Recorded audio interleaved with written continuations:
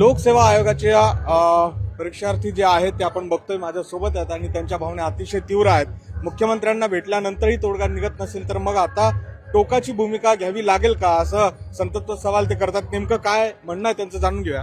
ताई, काय सांगशील? खरं तर तुम्ही मुख्यमंत्र्यांना भेटला होतात, आजही इकडे आला। हा, काल सर आमची भेट झाली सीएम सरांसोबत। गेले 6 ते 7 महिने झाला आम्ही पाठपुरावा करतोय की आमचा विषय ऐकून मार्गी लावा। जवळपास 70 ते 80 आमदार खासदारांचे लेटर गेलेत, तरी पण या विषयावरती डिसिजन यायला एवढा वेळ लागतोय। आणि आमची मागणी तर काय आहे, तुमच्या शासन धोरणामुळे जाहिरात उशिरा आली, तुमच्या चुकीची शिक्षा पोरांनी का भोगायची? आज सध्या मुलं आत्महत्या करायचा विचार करतायत। कालपासून आम्ही 3 ते 4 जणांना अडवून ठेवले। उद्या जर पोरांना काय झालं तर जबाबदारी कोण घेणार? आम्ही इथं आलो, आम्हाला भेटून दिलं नाही त्यांना। आमच्या विषयाची तुम्हाला कळतंय का तीव्रता काय आहे? 4 लाख मुलांची जबाबदारी कोण घेणार? 4 तारखेला पेपर आहे, 4 तारखेला पेपर घेणार। परंतु आपण बघतो की हा किती मुलांचा प्रश्न आहे। सांगतो, आज 3 ते 3.5 लाख मुलांचा हा विषय झालेला आहे। का झाला विषय हा? खरं तर सर हा 30 ते 40 हजार मुलांचा विषय होता। आता 4 तारखेला पेपर आला सर, आणि कुणाला यवतमाळला जायचं, कुणाला गडचिरोलीला जायचंय। कधी जायचं यांनी? आज जर सीएम साहेब काय म्हणले, रात्री मी ट्विट करतो, रात्रीपर्यंत विषय संपतो। पॉझिटिव्ह काय निगेटिव्ह काय तुम्ही कधी करणार ही गोष्ट? आम्हाला कळवा तरी नेमकं काय। मग जर मुलांची एखाद्याची आत्महत्या झाली तर नंतर तुम्ही हा विषय मार्गी लावणार का? काय उपयोग आहे या जीआरचा? माझी सरकारला एक तुमच्या विनंती आहे. हातामध्ये आहे ताई, आणि कशा आता पद्धतीने परीक्षेला फक्त 3 दिवस राहिले। तो जरी आजचा दिवस सोडला तर 2 दिवस हातात आहेत, आणि लांब लांब जाणारे पण मुलं आहेत। मग त्यांना कधीपर्यंत कळेल? आणि सगळेच जण या निर्णयाच्या प्रतीक्षेत आहेत। आमचं एक एवढंच म्हणणं आहे, मागच्या वेळेस त्यांनी शासन निर्णय निघाला ज्यामध्ये काय केलं, त्यांनी पोलीस भरतीसाठी 35 वयाची मर्यादा ठेवली, ज्यामध्ये आणि PSI साठी 34 मर्यादा आहे। यामध्ये काय झालं, शासनाचा निर्णय हा शासनाने जाहिरात उशिरा काढली 7 महिने। आमचा काय विषय होता की आम्हाला 1 नोव्हेंबर 2024 हे कन्सिडर न करता 1 जानेवारी 2025 हे कन्सिडर करून सगळ्यांना एक संधी द्यावी, 1 वर्ष संधी द्यावी। आम्ही कुठलंही वय वाढ मागत नाही, त्यांना कुठलंही आम्ही त्याच्यामध्ये जास्त करून द्या म्हणत नाही, आहे तोच क्रायटेरिया। फक्त मुलांना 1 वर्ष संधी द्या। का तर तुमच्या चुकीच्या धोरणामुळे 7 महिने जाहिरात फार उशिरा निघाली। काय तुला असं वाटतं? मागे काय आता म्हणायचंय का? सर, जाहिरात उशिरा आलेली असली, मला सांगा, काही गोष्टींमुळे जाहिरात यायला उशीर झाला तर मग त्या मुलांना वय वाढून द्यायचा हा साधा सोपा सरळ मुद्दा आहे। जर जाहिरात उशिरा येते तर मग त्या मुलांना वय वाढून देण्याचं साधं सोपं हे जर पहिल्यांदा झालं असतं तर मग आज ही वेळ आली नसती। आणि मग दुसरी गोष्ट अशी की परीक्षा वेळेवर झाली असती।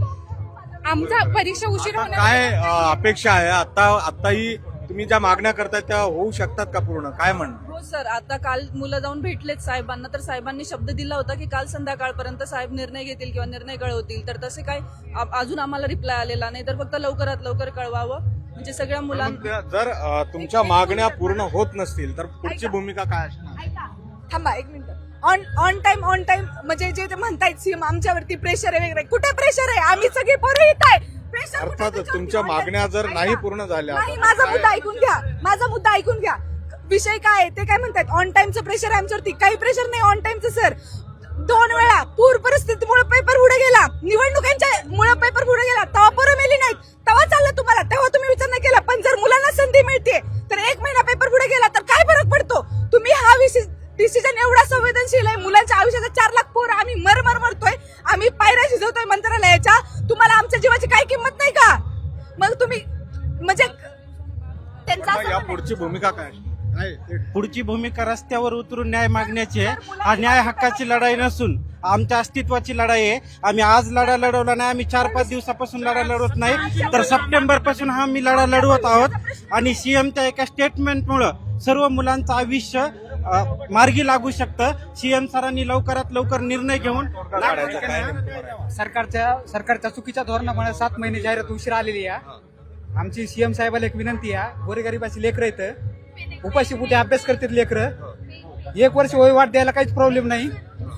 तर सीएम साहेबाला हात जोडून विनंती, आम्ही खूप परेशान आहेत, सगळे मुलं परेशान आहेत। आपण बघतोय की मुख्यमंत्र्यांकडे हे सगळे जे तरुण आहेत ते प्रयत्न करतायत, त्यांच्या भावना सर शासनाच्या धोरणामुळे आमच्यावर ही आज परिस्थिती आली सर। 6 महिन्यापासून विद्यार्थी फिरतायत, मंत्रालयात जात आहेत की आज हे करा। आतापर्यंत पूर परिस्थितीमुळे एक्झाम पुढे गेली, फक्त आता PSI वाढीचा तेवढाच याचा मुद्दा आहे। काल सुद्धा मुख्यमंत्री साहेबांना शब्द दिला, दरवेळेस जर MPSCच्या विद्यार्थ्याला फक्त रस्त्यावर बसूनच जर न्याय भेटणार असेल तर सर आमच्याजवळ दुसरा पर्याय नाही ना।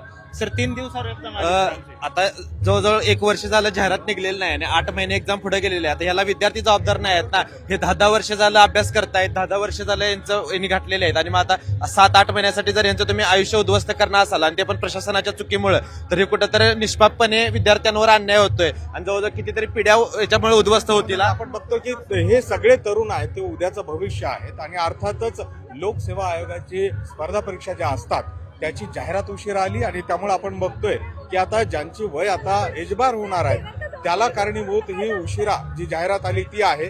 आता जर जाहिरात उशिरा काढली तर जे परीक्षा आहेत ते थोड्या उशिराने घ्या आणि या पद्धतीनं जे वयवाढीची मागणी जे करतायत याकडे आता राज्य शासन किती सकारात्मक पद्धतीनं बघते याकडे सगळ्यांचं लक्ष लागलंय. आपण बघतोय हे तरुणांचा उद्रेक आहे. खरं तर या सगळ्या संदर्भामध्ये आता वेगवेगळे जे मंत्री आहेत किंवा या सगळ्या आमदार आहेत त्यांना हा निवेदन देण्याचा प्रयत्न आहे. कुठेतरी यातनं तोडगा निघावा, अन्यथा आम्हाला तीव्र आंदोलन करण्याशिवाय पर्याय नाही असं या सगळ्या तरुणांचं म्हणणं आहे. सचिन हंचाटे, गोविंद वाकडे, न्यूज 18 लोकमत, पिंपरी चिंचवड.